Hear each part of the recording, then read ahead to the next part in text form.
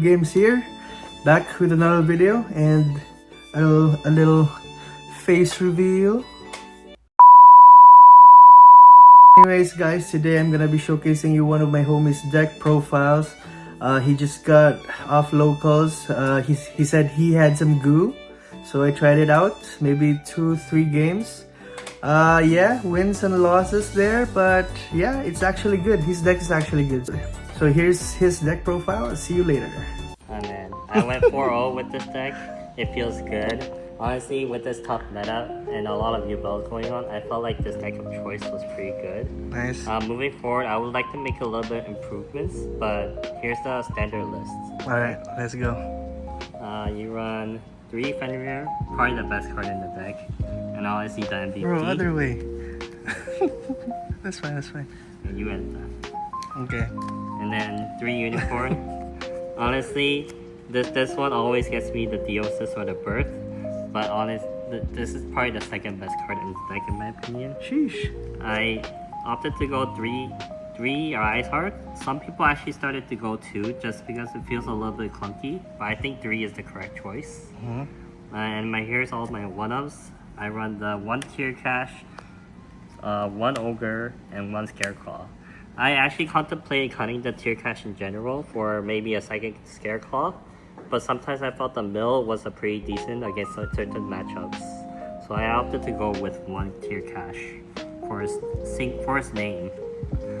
And then for our spells, this is pretty standard in terms of the cash lineup. For our spells, we go 3 Pressure Planet, probably just standard field spell that gives attack and boost and everything. Best card in the deck, in my opinion, is the 3 Birth. It's broken. Literally, the banish 3 effect that goes into the deck for any of the spell matchups been pretty much game over. You wanna play 2 or it's always 3? It's always 3. This is mandatory. And unfortunately, you have to go 2 Desires and 1 Proc. Unfortunately. Because the Proc got limited. I tried the extra version, but the draw 1 kind of hurt the deck a lot. Like the banish to 6 random, and then also the draw limitation. Oh yeah. So I thought the Desire was correct, just because you want some consistency in the deck still. Did Desires hurt you even or? In some games it did, but some games it did help a lot. Alright. And then I only run 2 Theosis. I actually thought about running 3, but I felt like a lot of times I only needed 2. And then you run 2 Talents. Where's the thrust, bro? Soon. Rarely Collection 3 coming out, and I heard they might be getting the thrust reprint. 1 Call By, and then 1 Terraforming, just for the field spell search. And then for our traps, I run 1 Big Bang and then 1 Preparation. Honestly, I kind of wanted to cut this, but the special link off of Shangri-La has been pretty decent. And then it's just a name that I can just banish off of Rise Heart. Does it always have to be just 1? Yeah, because it does, sometimes the evenly effect does matter when you do have a Shangri-La, but it hasn't come up too much. Nice. In terms of my hand traps, this is most of the deck now. I run 3 Ash.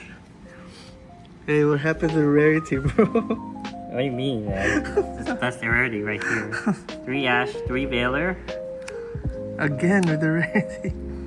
And then 3 Shifter, MVP. If you don't play Shifter, you're not playing Cash. I hate that. 3 Nibiru and 3 Emperor.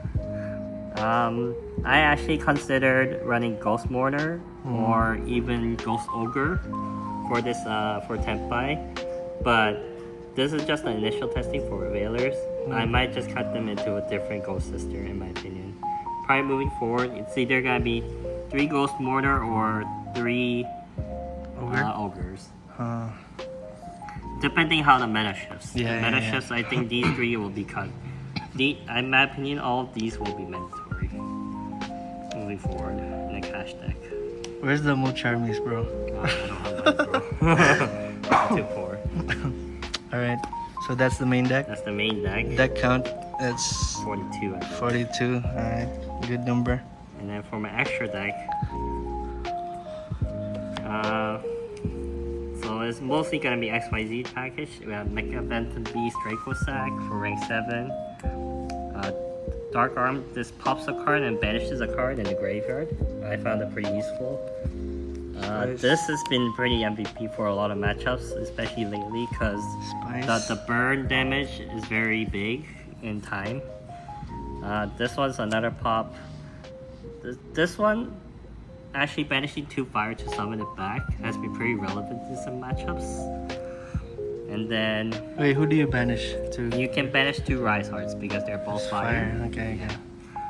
And then 1 big eye. Of course. This is a new spice I looked up for. Infinite Track Smasher. It's just because you can detach a card to deal with 1000 attack. It's just because of 3100 beater. Yeah. And then 1 Shangri-La. I was thinking about getting a second one, but now the meta kind of shifted.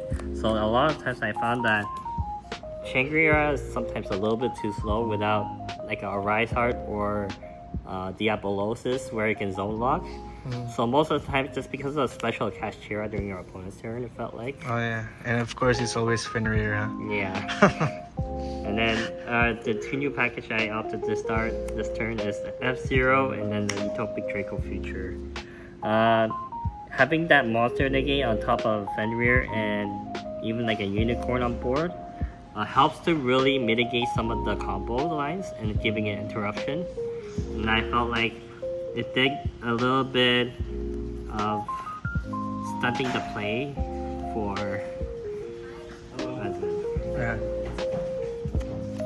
for the that's fine. For the for the opponent. Yeah. And then you run 1 Baguska because you can Baguska. Yeah, you can classically lay over 2 Rise Hearts without ranking them up to 7. Have you even done that? No, not today.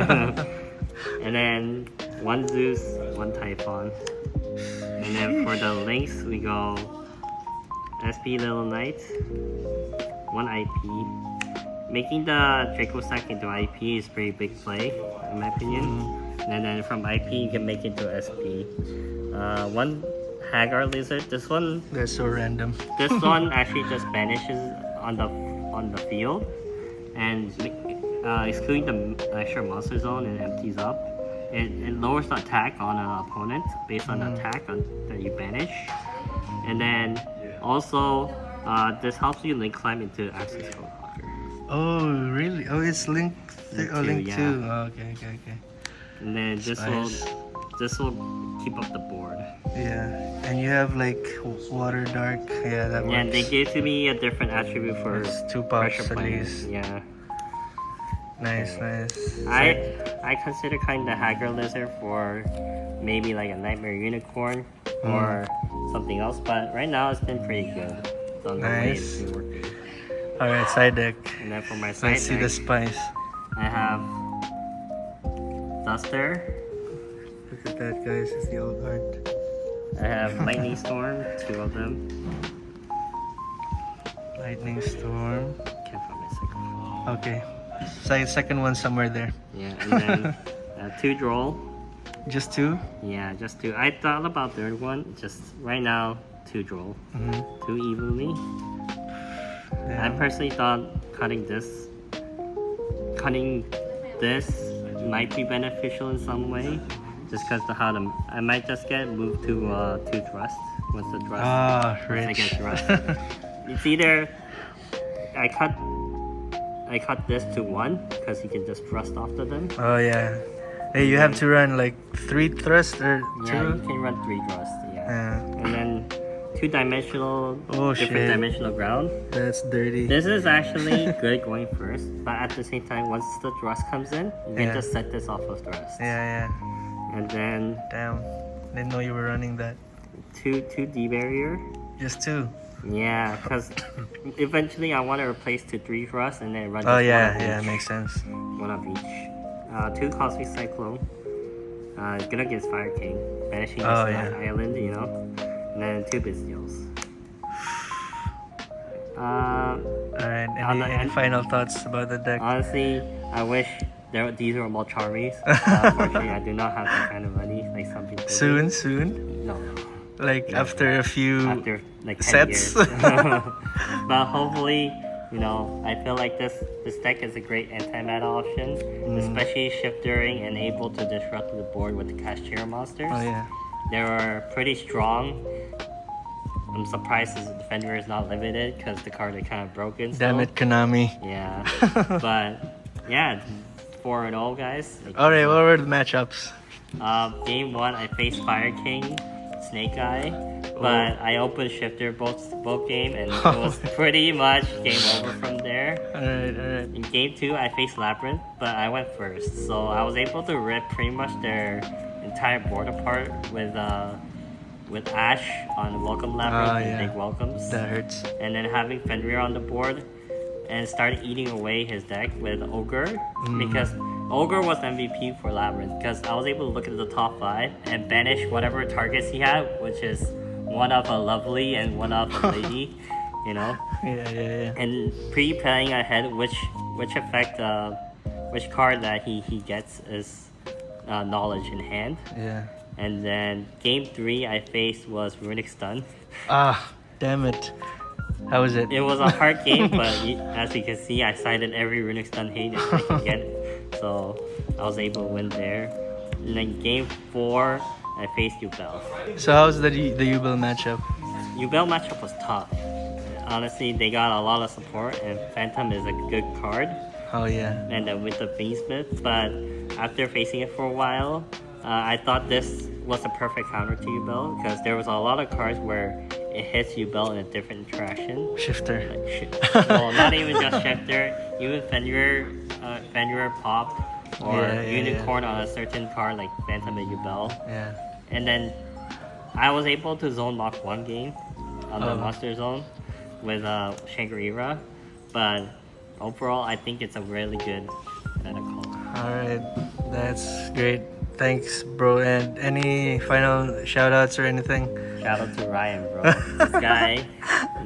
This guy got the juice going on. Oh, come on. But hopefully he gets to next top in the next. Oh yeah, for sure. Alright, thank you guys. I'll see you in the next one. Thanks, Michael.